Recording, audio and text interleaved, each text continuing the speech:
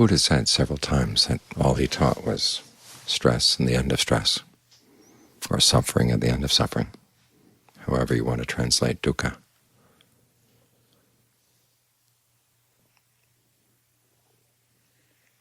His very first sermon started with the topic of stress and suffering. His last teaching was on the path to the end of suffering. And he really meant what he said. The issue of what causes suffering and how you can put an end to it, that was the central question, the central issue of his teaching. And so many of us don't believe him. We want to use the teaching to answer other questions. What is the true nature of the world? What is the nature of myself? Those are the questions that the Buddha would have you put aside, because those are not the problem, aside from the fact that you get entangled in them and you create a problem for yourself by getting entangled in them. But answering those questions is not going to solve the problem. You want to dig further back and see, well, what is it that makes you want to answer these questions? Now, it doesn't take too much to trace it back to the issue of suffering and stress again.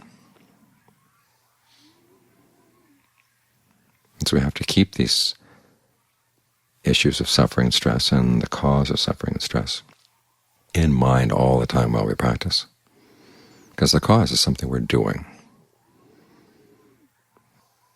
So the big question is not who am I or where am I, it's what am I doing, with the emphasis on the doing. Because even before the Buddha taught about the Four Noble Truths, he taught that these truths are part of an eightfold path. It's a path of action to help you understand action. You're going to know something about yourself as you see yourself in action. But the big issue is just that. What are you doing that's causing stress? And how can you stop? This is one of the very first instructions the Buddha gave to Rahula, were to look at his actions as he would look into a mirror. You look in a mirror to clean your face, and you look into your actions in this way to clean your actions, by looking at what you're doing, what your intention is, what the actual results of your actions are. If you see that your intention is to cause harm, or the action you're planning to do is going to cause harm, you don't do it. If while you're doing something you watch and see that you actually are causing harm, you stop. If you realize that an action you've done has caused harm, and we're talking about actions in thought, word, and deed, then you resolve not to repeat the mistake. If it's something you did or said, you go talk it over with somebody else who's further on the path. The whole point of this is to look at your actions and take that as your main focus. I've talked to some people who find these instructions tedious. It's like Lucy in that old Peanuts cartoon where she says, if you go around watching everything you say, you never get much said. But that's the whole point. What you're doing, what you're saying, what you're thinking, that's your contribution to the world. That's your contribution to the ongoing process of your life. And you want to make sure it's a good contribution. And you can learn from your actions. It's not that each moment is so fresh and unprecedented that you can't learn from the past. You learn from your mistakes, and you learn not to repeat them. You learn from the times you did something right.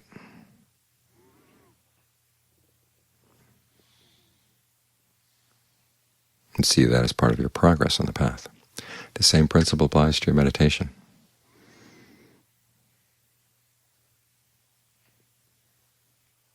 You're trying to bring the mind to concentration. It is an activity.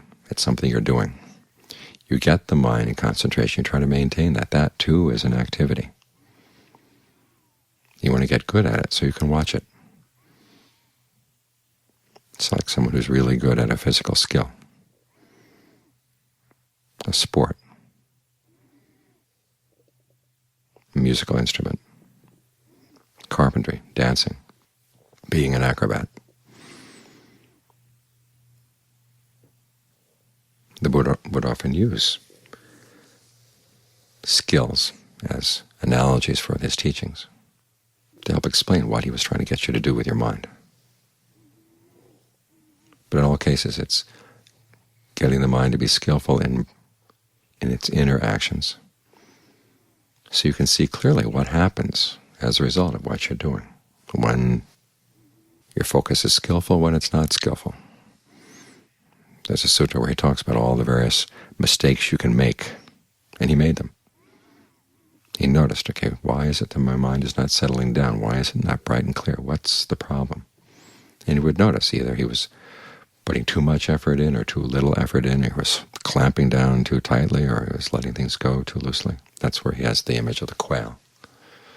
If you hold it too tightly, it's going to die. If you let it go, if you're too loose, it's going to fly away. It goes down to all the different things that can get in the way of your concentration. There's sloth and torpor, there's doubt, there's inattention.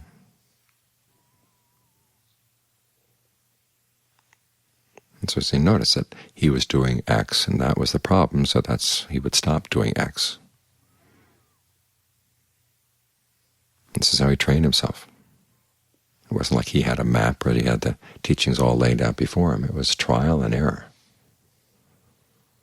And always the question was, something's wrong here. What am I doing wrong? What can I do to correct for that? So the emphasis is always on the actions, even when things are going well.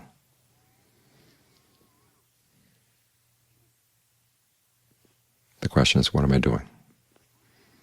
He talks about going from one level of concentration to another. You settle into it first. And he says you indulge in that level of concentration. In other words, you learn how to enjoy it. Because one of the purposes of concentration is to give you nourishment on the path. Get a sense of pleasure, a sense of rapture or refreshment. These things are the lubricant that keeps the path going smoothly. If you lack the lubricant, things dry up pretty quickly, and like an engine without a lubricant, it begins to seize up.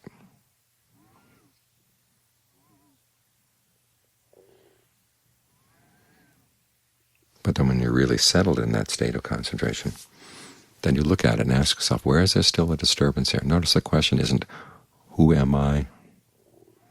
Or what does this tell me about the world? He's saying, what am I doing? What's the disturbance? What am I doing that's disturbing my own concentration? And as he points out again and again, it's usually the perception that's holding you there. There are different levels of subtlety in your perception of the breath.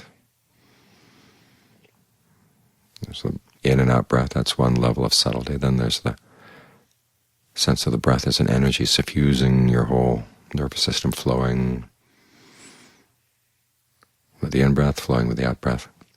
Then there's the perception of a really still and solid energy, which also counts as breath, even though it doesn't move. That underlies all this. You have to perceive this, hold that perception in mind. That takes you to more and more subtle levels of concentration. Similarly with the formless levels of concentration, you find that one perception, when you put it aside, is replaced by another one that's more refined, that's less disturbing to the mind. So you're not dealing with blatant stress and suffering, but there's a little level of disturbance in the concentration, and it's caused by what you're doing. So that's what the question always is when you settle in, okay, what can I do to gain benefit from this concentration? And what can I learn about what's still disturbing the mind in this concentration? And you're always looking at your actions, actions. Because your actions are causing stress, even though it's a subtle level of stress at this point. So when you keep that point in mind, where is the stress? What am I doing causing the stress? You're right in line with what the Buddha said, what his teachings were all about. Stress, and how to put an end to it. Because when you see that you're doing something that's causing stress, you also want to see how it's unnecessary. That enables you to stop. That's what it means to let go. You stop doing things that are causing stress.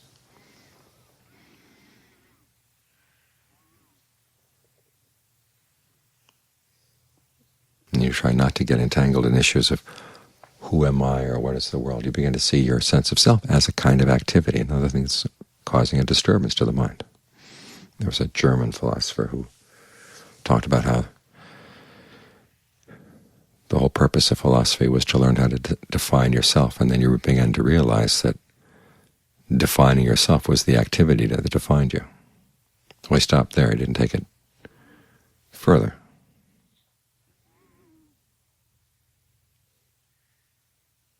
He thought that was a great insight. It was a good insight, but as far as it went, but it could go further. The question is, well, what's accomplished by this act of self-definition? And you find that it's causing a lot of stress and suffering.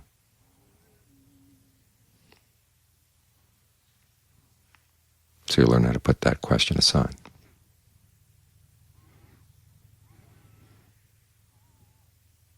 So as you come to the practice, remember, always try to bring the right questions. And as for your other questions, you can leave them at the door for the time being. Answer this one question, okay, why is there stress? And what can you do to put an end to it? And then if you find that after you're done with that question, you still have other questions, then you're free to pursue them as you like. But as Ajahn Sawat once said, that once you've found the ultimate happiness, it comes when you've totally unraveled this issue of suffering and stress. The experience is so total, you're not really worried about who's experiencing it. It's that sufficient in and of itself. As the Buddha said, people who've gained awakening, they don't ask these questions anymore. And they don't try to answer them. The questions of who am I, what's the nature of the world, or whatever. Because they've learned to see through them as activities that cause stress, things they don't have to get engaged in anymore.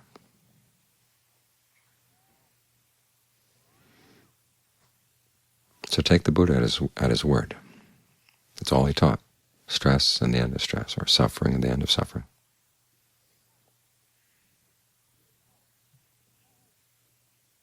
And you'll benefit from it.